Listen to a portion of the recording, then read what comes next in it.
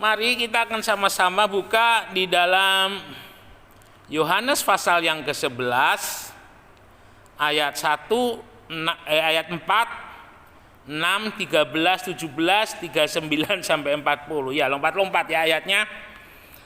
Bersama Tuhan kita lewati kemustahilan. Baik, saya bacakan lebih dahulu Yohanes 11 ayat pertama ya. Ayat pertama 6, 13, 17, 39, 40. Ada seorang yang sedang sakit namanya Lazarus. Ia tinggal di Betania, kampung Maria dan adiknya Marta. Namun setelah didengarnya bahwa Lazarus sakit, ia sengaja tinggal 2 hari lagi di tempat di mana ia berada. Tetapi maksud Yesus ialah tertidur dalam arti mati. Sedangkan sangka mereka Yesus berkata tentang tertidur dalam arti biasa. Maka ketika Yesus tiba, didapatinya Lazarus telah 4 hari berbaring di dalam kubur. Kata Yesus, angkat batu itu. Marta, saudara orang meninggal itu, berkata kepadanya, Tuhan, ia sudah berbau, sebab sudah 4 hari ia mati. Jawab Yesus, bukankah sudah kukatakan kepadamu, jikalau engkau percaya, engkau akan melihat kemuliaan Allah. Dalam satu ayat di dalam Yesaya dikatakan bahwa keberadaan kita dengan Tuhan dalam segala hal itu seperti bumi dan langit. Kalau berbicara mengenai langit, Neil Armstrong dengan Apollo 11 pernah naik ke bulan, ya. Tapi ternyata bulan itu bukan akhir dalam arti tempat yang paling tinggi dari atas bumi. Ternyata di atas bulan itu masih ada langit lagi. Dan itu sesuatu yang tidak pernah terjangkau oleh manusia. Artinya apa? Artinya bahwa ketika dikatakan oleh firman Tuhan, keberadaan manusia dan Tuhan dalam segala hal itu seperti bumi dan langit, artinya apa yang ada pada manusia dan apa yang ada pada Tuhan itu sesuatu yang sangat jauh sekali. Sesuatu yang tidak terpahami, sesuatu yang tidak tersentuh. Ya. Usaha manusia kalau dikatakan Tuhan itu di langit seperti membangun menara Babel, itu pun juga adalah usaha yang sia-sia. Karena manusia tidak akan pernah sampai untuk berhadapan dengan Tuhan.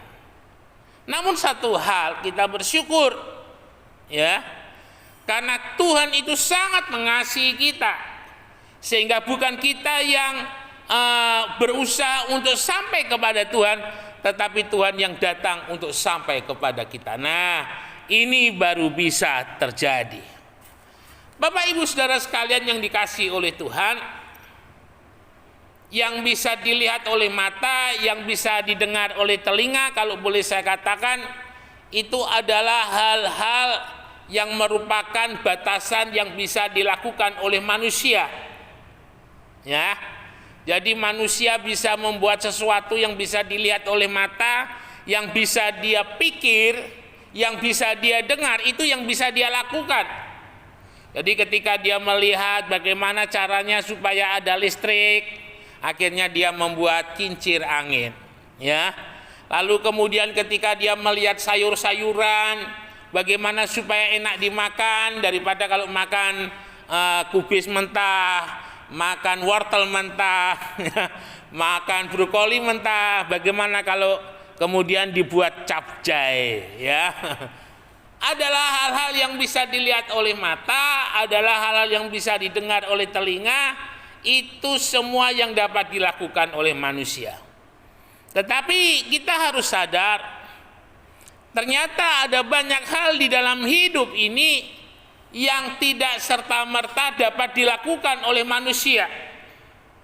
Ya, seperti kematian, kelahiran, lalu selamat dari kecelakaan, lalu sembuh dari penyakit yang katanya 10 dokter bilang penyakitnya tidak dapat sembuh, kemudian sembuh. Hal-hal yang tidak masuk di akal tetapi bisa dinikmati oleh manusia, itulah yang dinamakan dengan mukjizat. Ya. Jadi mujizat itu adalah perkara-perkara yang terjadi, yang bisa terjadi tetapi tidak dapat dimasukkan akal oleh manusia. Dan mengapa mujizat itu bisa terjadi? Karena mujizat itu terjadi atas seizin dan sekehendak Tuhan, supaya manusia sadar, ya, ada tangan kuat Tuhan yang selalu menyertai di dalam hidupnya. Kalau kita melihat perjalanan daripada bangsa Israel menuju ke tanah perjanjian dari Mesir, maka kalau boleh saya katakan, bangsa Israel hidup di dalam mujizatnya Tuhan. Sesuatu hal yang tidak mereka pikir, sesuatu hal yang tidak pernah mereka lihat, Tuhan nyatakan di depan mata mereka. Supaya apa? Supaya bangsa Israel itu percaya kepada Tuhan dan tidak berpaling kepada ilah-ilah yang lain. Dengan kata lain, dengan menunjukkan kebesaran daripada Tuhan, bangsa Israel menjadi takut. Bagaimana laut Tebero itu terbelah, bagaimana mana itu turun dari surga setiap hari memberi makan 2 juta orang lebih kurang. Bagaimana batu itu mengeluarkan air, semuanya dinyatakan oleh Tuhan sebagai mujizat, karena bangsa Israel maupun Musa tidak dapat melakukannya. Nah, saudara-saudara sekalian yang dikasihi oleh Tuhan, dari pembacaan ayat tadi kita melihat satu peristiwa, ya, di satu kampung yang namanya Betania. Kampung yang rupanya sering dikunjungi oleh Yesus, karena di sana ada Marta, Maria, dan Lazarus, yang kalau boleh saya bilang mereka sahabatnya Tuhan.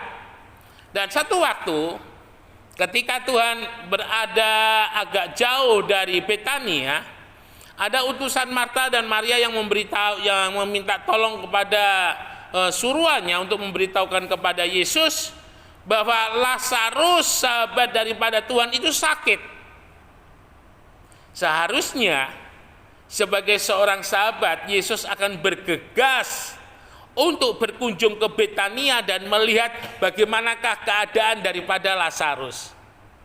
Tetapi waktu itu Tuhan justru tidak melakukan hal yang biasa menurut manusia, tetapi Tuhan justru bilang, marilah kita tinggal selama beberapa hari di tempat ini. Ada kabar buruk, Yesus justru bilang kita tinggal beberapa hari di tempat ini. Ini yang seperti saya katakan tadi, dalam segala hal jalannya Tuhan, kuasanya Tuhan dengan manusia dan Tuhan itu seperti langit dan bumi, tidak terpahami, tidak terselami.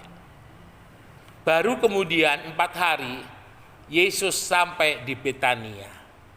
Dan pada waktu itu di Betania, Lazarus sudah mati selama 4 hari. Ya, masih ada banyak tamu, masih banyak orang yang kumpul di sana untuk mengucapkan bela sungkawa kepada keluarga yang ditinggal oleh Lazarus, yaitu Marta dan Maria. Ketika Yesus datang, mereka tahu Yesus cukup dekat dengan keluarga ini, semua mata memandang Yesus. Ada sebagian mengatakan, mengapa dia datang kemari? Dia sudah mati, apa yang bisa Yesus lakukan? Mengapa dia tidak datang pada waktu Lazarus masih sakit dan menyembuhkannya? Tetapi Lazarus sudah mati, apa yang bisa dia lakukan? Ya, Marta datang menjumpai Tuhan, Maria datang menjumpai Tuhan, mereka semuanya menyalahkan Tuhan. Kalau seandainya Tuhan datang sebelum Lazarus mati dan masih sakit, Tuhan pasti sembuhkan. Karena selama ini yang mereka lihat dari Tuhan adalah Tuhan penyembuh, Jehovah Rafa. Tetapi hanya sebatas itu, mereka tidak melihat Yesus yang lain. Mereka tidak melihat keilahian Yesus yang seringkali tersembunyi di dalam jubah kemanusiaannya yang tidak mereka lihat. Ya. Lalu Yesus bilang, antar aku ke kubur. Maria protes, Tuhan, Lazarus wis 4 hari loh Tuhan, ndak ono. Kalau kubur itu batu yang menutupnya itu dibuka, ambune gak karu-karuan Tuhan. Ya. Tapi Yesus tetap berjalan. Yesus tidak pernah salah dalam melangkah. Yesus tidak pernah salah mengambil keputusan karena Dia Tuhan. Ya. Lalu kemudian Yesus berkata, "Buka pintu." Dan dari luar Yesus memanggil, "Lazarus, keluar dari dalam kubur." Saudara yang dikasihi oleh Tuhan, ada pelajaran yang indah yang boleh kita lihat di sana. Yang pertama, bagaimana Lazarus yang sakit, keluarga Marta, Maria, Lazarus yang menghadapi Lazarus yang sakit ketika tanpa Yesus. Ya. Ketika mereka menghadapi kesakitan penyakit tanpa Yesus, itu berakhir dengan kematian. Artinya, setiap masalah dan persoalan tanpa adanya kehadiran Tuhan, masalah dan persoalan itu bisa membawa kepada kehancuran. Ketika menghadapi segala sesuatu yang menyerang dalam hidup ini tanpa Tuhan, maka itu akan membawa kepada kematian. Ya, saudara, Yesus katakan, "Barang siapa yang letih, lesu, dan berbeban berat datang kepadaku." Saudara bisa bayangkan, orang yang sudah letih, orang yang sudah lesu, orang yang sudah berbeban berat adalah orang yang semestinya harus segera ditolong. Karena kalau tidak ditolong oleh karena keletihannya, oleh karena kelesuannya, oleh karena beban beratnya, itu bisa membawa kepada kematian. Ya, itu bisa membawa kepada kehancuran, itu bisa membawa kepada kegagalan. Dan Yesus tahu ketika orang dalam posisi letih, lesu, dan berbeban berat, itu tidak ada lagi jalan keluar, tidak ada lagi pertolongan yang bisa dia andalkan di dalam dirinya sebagai manusia.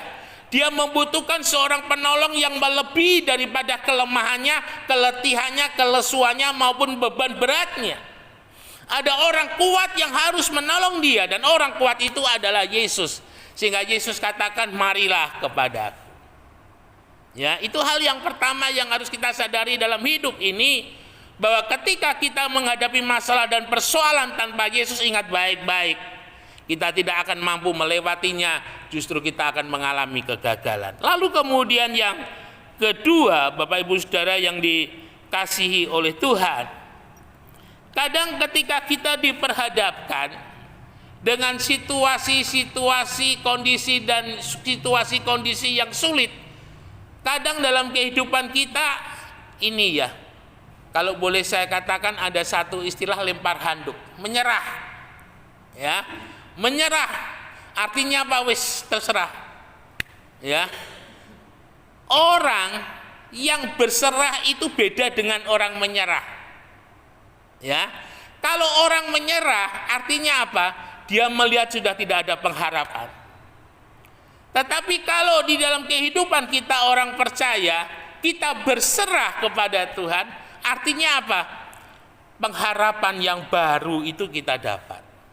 Seperti yang pernah saya tuliskan yang lalu, bagi orang percaya, nol itu bukan akhir. Bagi orang percaya, nol itu adalah awal. Ya, ketika kita menghadapi hal-hal yang sulit, hal-hal yang sukar, hal-hal yang mustahil, dan kita sudah berserah kepada Tuhan, artinya itu nol untuk kita, ya. Dan kita memberikan kesempatan Tuhan dalam segala kelemahan pula, kuasa Tuhan itu semakin nyata. Artinya ada sebagai titik awal ketika kita lemah, ketika kita merasa itu tidak mungkin, ketika kita merasa itu mustahil. Tetapi ketika bersama-sama dengan Tuhan, ada seperti tunas itu mulai tumbuh. Tunas sebelum tumbuh itu ketika dia ditanam, dia mati dulu. Baru kemudian dari dalam tanah tunas itu akan tumbuh. Nah, seperti itu. Berserah itu seperti itu kepada Tuhan. Seperti tunas yang tumbuh. Ya, ada titik terang.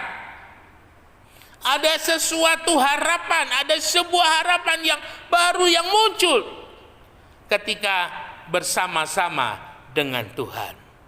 Saudara yang dikasihi oleh Tuhan Yesus, bagi kehidupan kita orang percaya, ketika kita sedang melihat kemustahilan, sebenarnya kita sedang berada di pintu untuk melihat kemuliaan Tuhan. Karena ketika pintu yang namanya kemustahilan itu dibuka dan kita masuk ke dalamnya, maka kemuliaan yang kita dapat.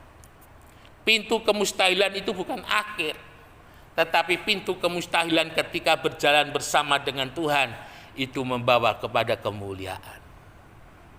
Jangan takut ketika kemustahilan itu dalam masalah persoalan kesehatan, dalam apapun juga yang terjadi dalam hidup ini. Karena bersama dengan Tuhan kita akan mampu melewatinya. Daud ketika menghadapi Goliat, dia menghadapi kemustahilan.